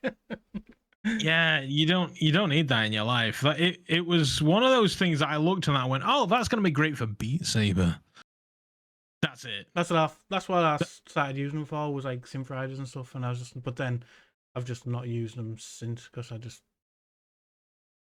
At this point in time, my only interest in them is just mounting them on the wall. That's it. I have no desire to use them at all. Mine are just under my thingy. It's like weird around your hand. Yeah, Actually, I should chuck that on my eBay searches. They are very comfortable. Like you said, they're probably. I don't play Beat Saber. They'll probably be perfect for Beat Saber, because you're feeling like you're holding around it. Is it 1ETEE? ETEE, yeah. Yeah, I'm gonna put that in my. So there's currently a set on eBay right now. ETVR controllers plus 2 ETVR trackers and accessories, £353. That's a lot. Yeah, I think I paid about 290 or something like that for backing them. I know they're normally cheaper when you back them, but I don't know what they actually charge for them now. Yeah, not that interested. It's basically £10 more than buying a new set of index controllers, and I backed them. But that's because I got the limited edition, only 100 available of the see-through design. Like that instantly makes me think, Paul, if you're ever selling them, like that is more appealing to me knowing that they are numbered than anything else. Mm-hmm. But there we go. Now eBay are going to tell me if anybody feels dumb enough to sell them. Send me push notifications. Yes. So I will keep a beady out for them. They were alright. I was hoping they'd be better, so I could get rid of using analogs and having buttons. But the gesture-based thing just become more of a pain. And the games also have to implement the gest. Well, I know ET did go on a big thing of putting the. Don't know, it was when VR Bug was there, but I don't even know if he's there now. I know he was thinking of going. I haven't heard from him in a very, very long time. I need to reach out to him and see how he's doing. I think he was planning on. He was getting him a lot of the control configurations in the Steam VR stuff.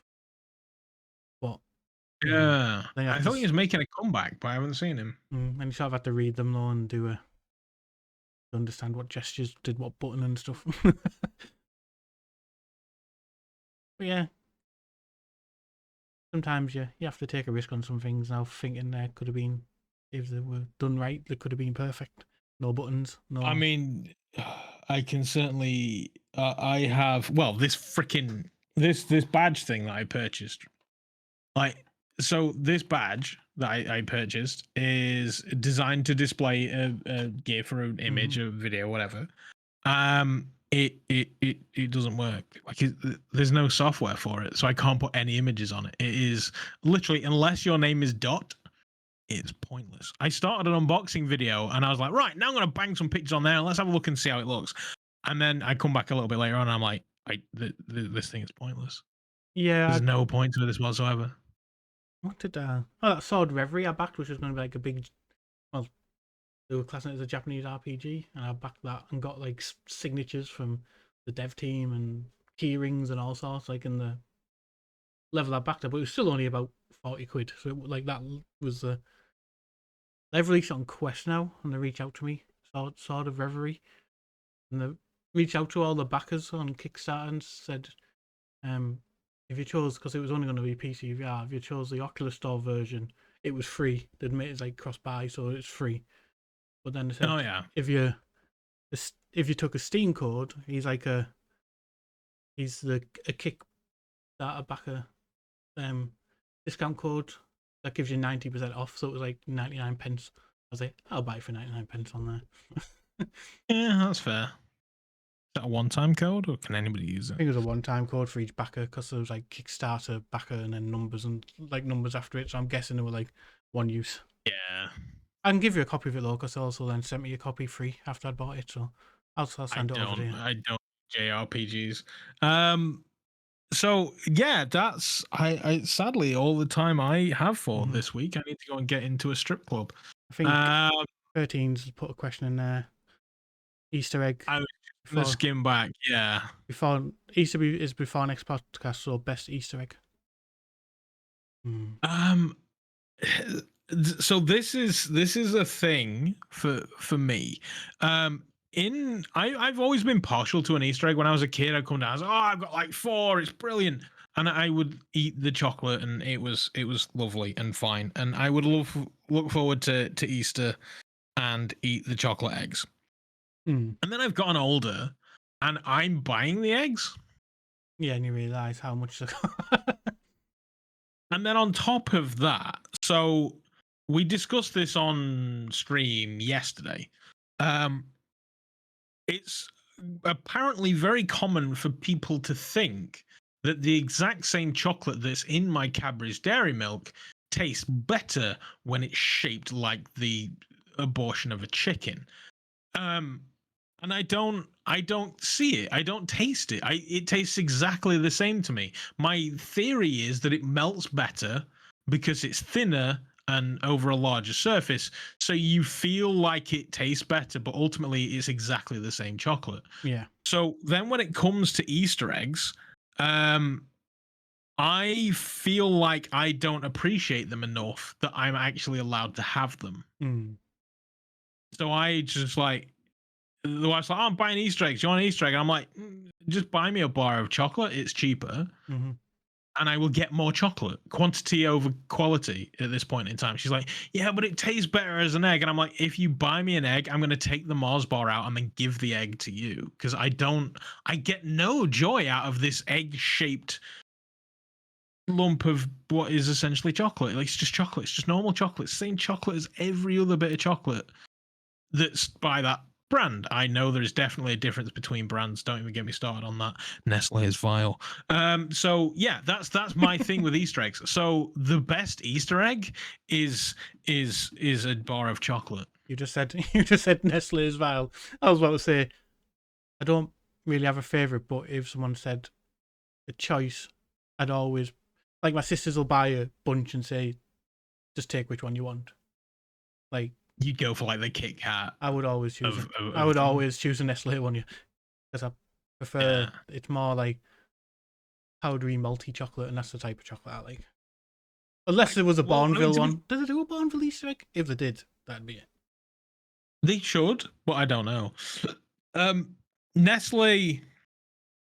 So Galaxy is worse, and I'm pretty sure they're no longer. They're not part of Nestle. So yeah, Galaxy chocolate I'm not a fan of at all.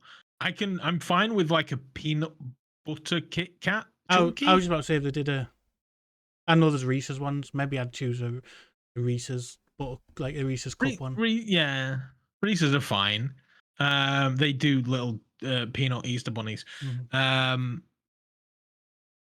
But yeah, I'm always gonna go for Cadbury's unless they do a Lindt one. And Lindt balls, doo-doo. The Lindt balls are like they are top tier.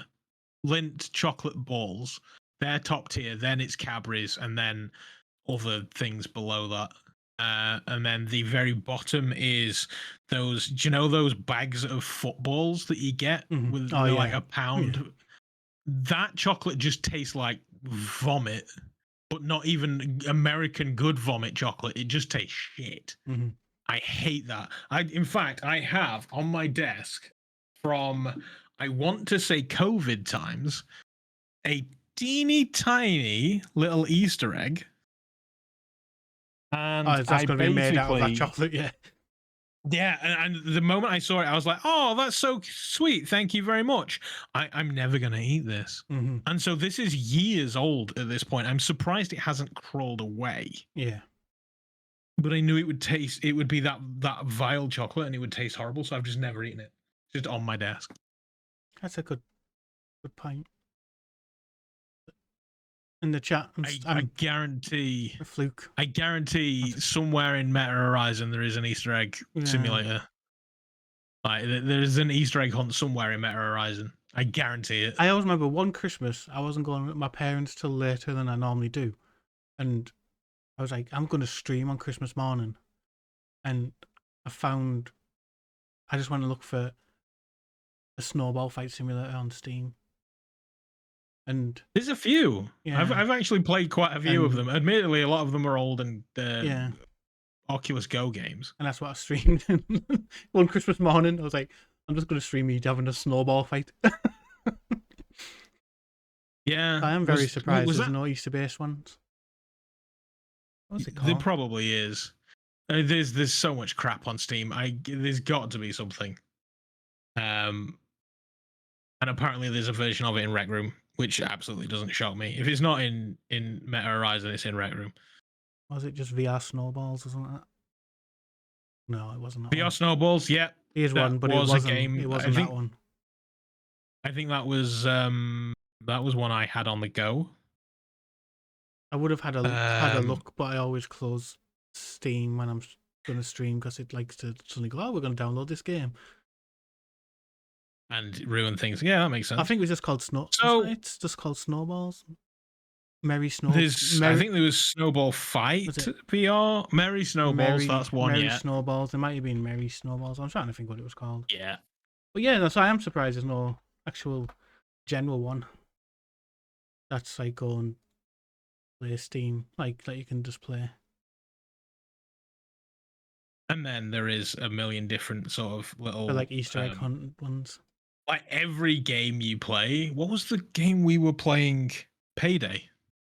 The tiny little trophies. They're technically Easter eggs. Mm-hmm. They're in every single game. They're just not in any game. So, so many different things have happened since the last time we spoke. Wasn't there a showcase that we've not even addressed at all? I know, yeah. We addressed it at one point saying that Deep Cut was like, it's out now, and that's all we said about it. Yeah, that's it. So lots of things happen with the showcase. You can get my thoughts of that over the Recentered podcast. There's a link in the places and the things. And also, just go to my tweet. Oculus VR. If you go to my Twitter, I put a tweet out saying which games interested me from it. So there you go. Yeah, nice. But you can find our thoughts on it elsewhere. Just apparently not here on this podcast. If you do want to call us out and say, why didn't you talk about that? We'll apologize and we'll do a special one-off podcast for you. But the next podcast is the 29th, I want to say. That's the 29th of April. Is that the last? Yep, 29th of April. You there? I may or may not show up for that because I'll be a movie star at that point. So, you know, I may be above all of you. He's going to record talking about all the crap we've backed on Kickstarter. He might be a movie star next time because he might have recorded himself in VR Paradise. In VR Paradise.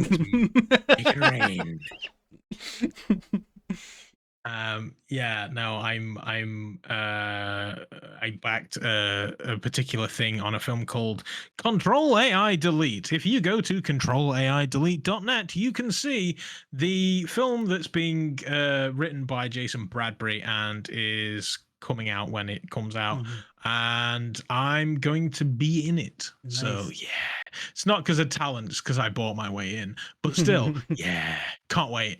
I kind of get like a Shaun of the Dead, but instead of zombies, it's AI. So it's like Terminator meets Shaun of the Dead. I can't wait to see the flick, but yeah, that's filming between now and then. So be doing that. So good times. Yeah. So and in the meantime, 29th. We will try and talk about. I'm sure we'll have stuff to talk about. I mean, there'll be Wonder and that'll be out. We'll have those. But yeah, thank everyone who's joined. Been a pleasure as always. Dr. Oculus, you can find us in these little boxes, all these places in these little boxes under our name. Yes, go over to the VRrealm.com to check out Paul's thoughts on all things VR, and you can check me out over on Twitch, twitch.tv. And there's the VRverse one, which we don't normally advertise, and audio things platforms. It's all in the bottom corner now. Well, it makes it easier. I was going to say, yeah, I would like to think if you are here, you know about the VRverse. But for our audio listeners, twitch.tv/the VRverse, you can catch this live the last Tuesday of every month at 8 p.m. in English